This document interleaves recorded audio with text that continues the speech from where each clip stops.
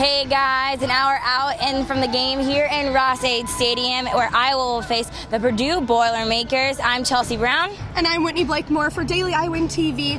And for the first Big Ten matchup of the season, the big question really was, who's going to be Iowa's quarterback? Who's going to be starting? And we actually found out that it is confirmed that after Thursday's practice, CJ Beathard is going to be taking the first snap of the game. And, last weekend, Rudock went out with a injury in his hip, and CJ just kind of stepped up to the plate in the second half and just really showed and proved to the fans and his team that he can be the playmaker, he can be the quarterback to take this team and win. And so I think he's got a strong arm, and he's really going to be difficult for Purdue.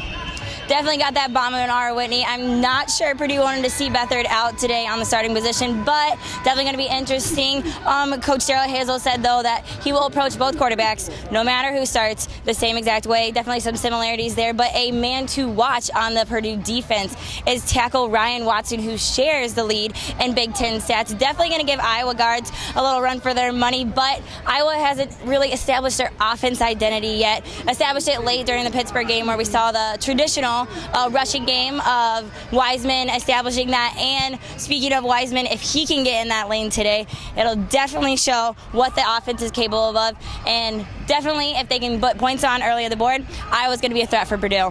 And talking about that running game for Iowa, it's really kind of an interesting year having such depth in that position. They've got Wiseman, Kanziri, Bullock, and Daniels that are all ready to take the ball anytime that they need.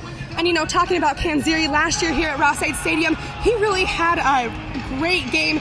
He rushed 165 yards in that 38-14 victory, so maybe we'll see him again and Wiseman kind of being the lead running mans of this game.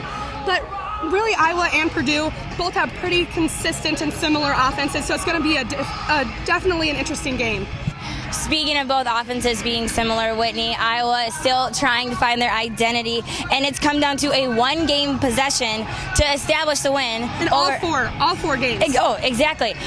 So it'll definitely come down to a fourth quarter battle, or definitely you need to watch until the fourth quarter to establish who's going to be the win. Definitely in Big Ten matchups. So basically tune in to today, and if you want more updates throughout the game, check out our blog at dailyiowans.sports.com. Thanks, guys.